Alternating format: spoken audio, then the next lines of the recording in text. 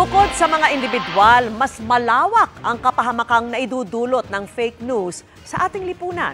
Ano-ano nga ba ang mga paraan para makilatis kung alin ang peke o totoo? Tinutukan yan ni Maki Pulido na kaisa natin sa Panata kontra Fake News.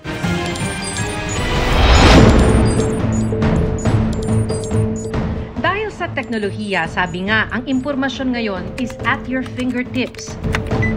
Isang click lang, andyan na ang impormasyon, hinahanap mo man o hindi. Pero kahit instant ang information, hindi ibig sabihing instant ka ring maluloko. Sabi ni Professor J.M. Lanusa, isa sa mga nag-aaral ng pagkalat ng fake news. Kung maniniwala o hindi, depende raw sa iyong paniniwala, karanasan, biases o kahinaan. Yan ang pagsasamantalahan ng mga gustong manloko.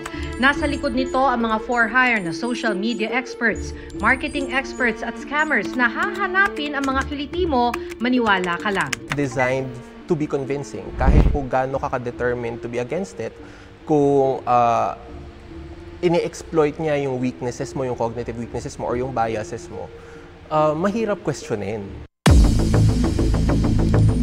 Ang fake news may direktang kapahamakan na minsan pera o halos buhay na ang kapalit. Buhay po ang kapalit talaga. Taong 2016 nang madiagnose si Mary Ann Obnamia ng stage 2 breast cancer. Takot noon si Mary Ann sa pinapayo ng mga doktor na chemotherapy. Kaya ang hinanap niya online ay alternative medicine kontra cancer. Lumabas sa kanyang timeline ang mga produktong tinawag na natural chemotherapy at naakit siya sa mga pangako nito. Nahikayat sa information na sinasabi nila na may natural content ng chemotherapy na hindi mo na kailangang magpa-chemo. Once na ininom mo itong mga to, na sabi nila hindi mo na kailangan makalbo, hindi mo na kailangan pumunta ng hospital, hindi mo na kailangan pumunta ng doktor, kasi may natural content ng chemotherapy. So naniwala naman po ako since ayaw ko nga po na magpa-chemotherapy. Matapos ang higit 4 na taong pag-inom nito, lumabas ang lesion sa dibdib ni Mary Ann at ang stage 2 cancer niya naging stage 4 na. Doon na siya muling nagpadoktor at sumailalim ng chemotherapy at ngayoy cancer-free na. On hindsight, inisip mo na, bakit ka napaniwala? O siguro sa part ko, yung hope na naghahanap ako ng ibang alternative pag-asa yun Parang susugalan mo yun kahit kasi nga po, ayaw mo ng ganitong gamutan. Maliban sa direktang kapahamakan tulad ng nangyari kay Mary Ann, sabi ni Professor Lanusa, sa mas malawak o macro level, lipunan naman ang mapapahamak. Ang dinidisable ng disinformation ay ability to trust, ability to dialogue, ability to debate. Wala pong pundasyon yung democratic institutions natin. Walang maniniwala sa media, walang maniniwala sa schools. Paano ba masasalag ang fake? Gasgas na pero ito pa rin ang payo ng Sigla Research Center. Tangkilikin ang verified online news outlets para sa impormasyon. Punta ka sa media na news media na kilala talaga like GMA.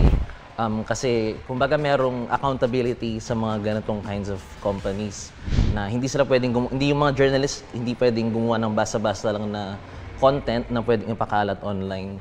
Whereas kapag mga influencers lang yung pinupuntahan mo, walang accountability measures doon. So, yun, may tendency na walang nagbabantay sa kanila.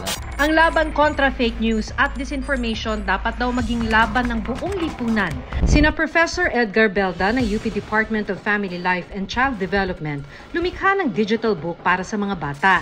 Sa halip na pagbawalan ng paggamit ng smartphone o computer ang henerasyon ngayon na digital natives, tinuturuan ng mga bata kung paano iproseso ang mga impormasyon online. Sa book, we call it the red things, the red areas, red flag.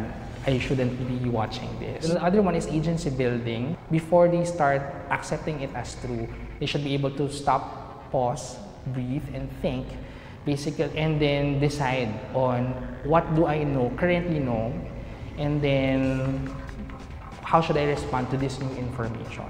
Basically, that's debunking. Baka kung narinig nyo na yung concept of debunking. Kailangan na ng tulong ng magulang. May story guide ang digital book para gabayan ang mga magulang. Sa pamamagitan niyan, pati sila matututo. Isa itong paraan para maihanda ang susunod na henerasyon na ang kinagisnan na ay digital world.